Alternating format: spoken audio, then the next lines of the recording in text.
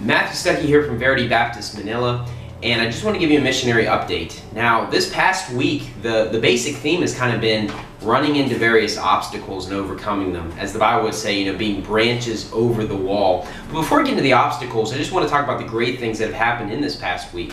So the first 2 days that we started counting soul winning were Saturday and Sunday just over a week ago, and we counted 67 salvations for those 2 days, and that was split between, I believe, 26 soul winners, if not maybe a couple more that we weren't able to count. And so that's a good amount of souls saved. That was the final count that we had, and we also had 30 salvations just from Monday to Saturday. Now that's a really great start for a new church as we're just getting things organized and ready to go. And I believe those numbers are going to be able to increase here very soon. As we get some more things settled, I'll be able to devote more time to soul winning.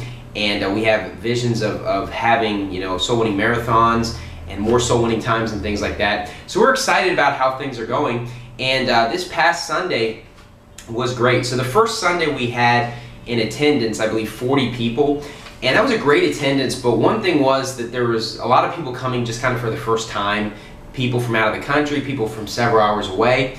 So I realized that the attendance wasn't really 40 in terms of long term, but it was kind of more towards maybe the low 30s. Well, this past Sunday we had 36 people there, and we had some visitors, we had some new people, and I've gotten a lot of emails and messages of people that live in Metro Manila that are interested in coming to the church.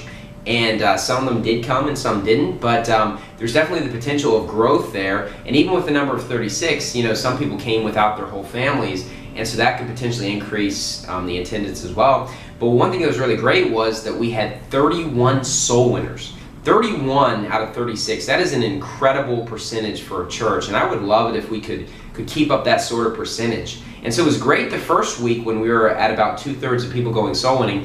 This week though, I mean, it was 31 out of 36. That's phenomenal. And I don't have the final count on salvations from yesterday, but I'm sure we got a lot of people saved. I know my wife and I were able to get some people saved, and I heard of other people getting some. So we'll get a final count on that for our next missionary update. But overall as a church, even before yesterday, we had 97 salvations from the first 8 days. And I know we're over 100 now, so things are going great, and I think they're going to increase. Now, here's some of the obstacles that we've had to overcome here in the past week. Some of these are just on a personal level, and some of them are on a church level itself. One obstacle is getting into the schools. Obviously, we have a goal and a desire to get into the schools and to be able to preach there. And sometimes the process can be a little bit complicated. I went down to the office, and it's quite a long walk from here, but I went down, and with the amount of traffic that there is here, honestly, it doesn't necessarily save too much time to get a ride. So I went down to walk there, and the person I needed to talk to wasn't there. And they said to talk to the assistant person, and they weren't there either.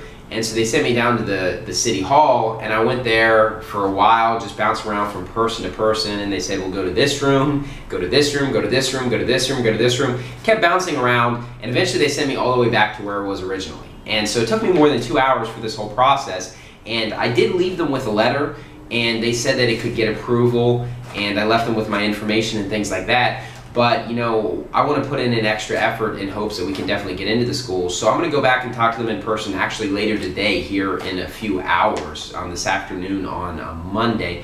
And hopefully we'll be able to get into the schools, and we'll be able to do that during the Soul Winning Marathon in January. That's the goal, and we hope that will be the case. And so definitely pray about that if you see this video. And so that's just an obstacle because it takes a lot of time. But if you're going to accomplish something big, sometimes it takes effort. And you go around and ask from person to person to person. But if it gives you the opportunity to preach to hundreds of kids in school every week, then it's definitely worth that. Another obstacle has just been with soul winning itself. Now, it hasn't been an obstacle getting people saved. And I don't understand how you can be a missionary to a country like this and come back with really low numbers. Now, obviously, a lot of the numbers we have is from a church as a whole. But me individually through the week, I've definitely been able to win a lot of people to the Lord. And the obstacle isn't being able to find people to preach the gospel to. And there's not really an obstacle of finding people to preach the gospel to in English, because there's a lot of people that speak fully English. And I've been preaching both in English and Taglish, preaching the gospel. But it's kind of an obstacle when you're preaching the gospel to like 12 people at one time. It's kind of a new experience for me because I'm not really that familiar with preaching to massive crowds. Usually in America, if you preach to like 4 or 5 at one time, that's phenomenal. And it's very difficult because you want to keep everybody's attention and it's really hard to have an accurate idea how many people get saved. And so one thing you find here in the Philippines is you're preaching to 3 or 4 people, and people are curious, and they come join the conversation. And so plenty of times this past week, I've been preaching the gospel to groups of 12, there's a group of 9, the day before that was a group of 8, so 3 straight days I was preaching to either 8 or more people.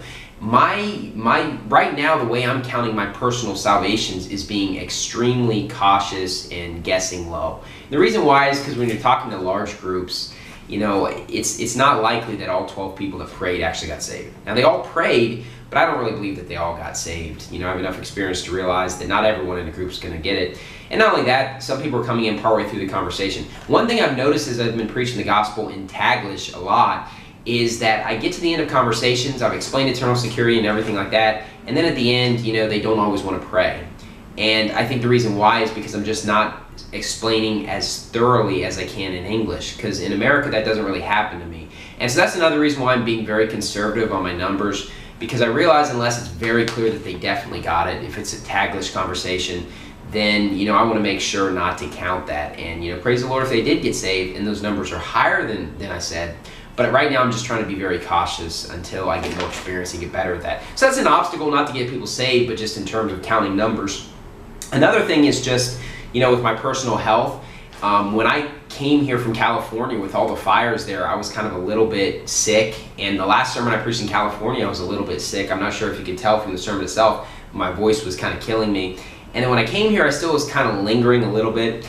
And one thing here is, we live right now in Manila. Manila is a city in Metro Manila. Most people, when they say they live in Manila, they mean they live in Metro Manila. But we actually live in the city of Manila, and that's where we're having the church services.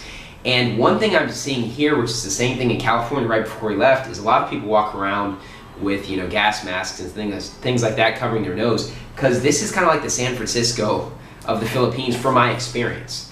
You know, it's kind of a more expensive area, and there's a lot more pollution. There's tons of homeless people. I mean, it's just not the cleanest area here in the Philippines. There's plenty of areas in the Philippines that are wonderful, that are great. Now, this area is great to get tons of people saved, but it's not necessarily the cleanest area. And so I've kind of had a lingering cough almost every day, and going out soul winning for 3, 4, 5 hours outside in the heat, and then preaching 3 times a week, it kind of makes it hard to fully recover. So it's kind of been lingering just a little bit, but I definitely think I'm getting better now. Both my wife and my son have kind of had it as well. And the other thing is just, you know, from a financial standpoint, it's been a bit of an obstacle. And the reason why is because we came down here with just under $2,000, and we definitely thought it would be plenty of money, and it has been so far. The only thing is, after we had an Airbnb for a couple weeks, you know, we're staying in a small condo, and moving to a long-term place, they kind of require usually 2 months rent. First 2 months and last 2 months. Now, that's not usually like that in America. Usually in America, it's first and last month's rent.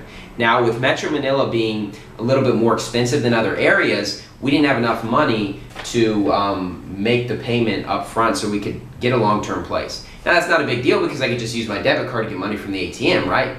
Well, here's the thing. My debit card has a long PIN code. The reason why it has a long PIN code is because I've had money stolen once before, so for safety purposes. The only problem is, all the machines I've seen here, they only accept a 6-digit code, and so I haven't been able to withdraw money. So I figured no big deal, we'll just open a bank account and wire money to it and just withdraw there. The only problem is, to open a bank account, you have to have a permanent address, a long-term place to stay, and so I haven't been able to open a bank account because I don't have the place, but I can't have the place unless I can use the bank.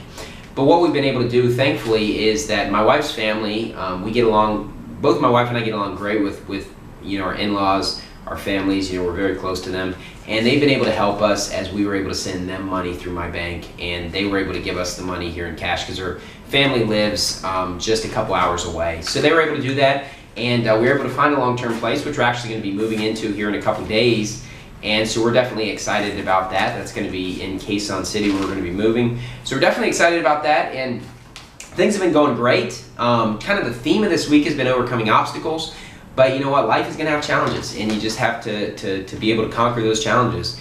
And even though we've had some obstacles, and it's definitely been time consuming and kind of taken away from just really focusing as much on the ministry as I'd like to, at the same time, we've still gotten a lot of people saved. I've been able to do a lot of soul winning, and the church services have been great. I love the church family. Our church is awesome. People are devoted. They're coming from a long distance. They love the Lord. It's been such a great time, and we're excited about what God's doing here in Metro Manila through us at Verity Baptist Church Manila. Thank you, and God bless.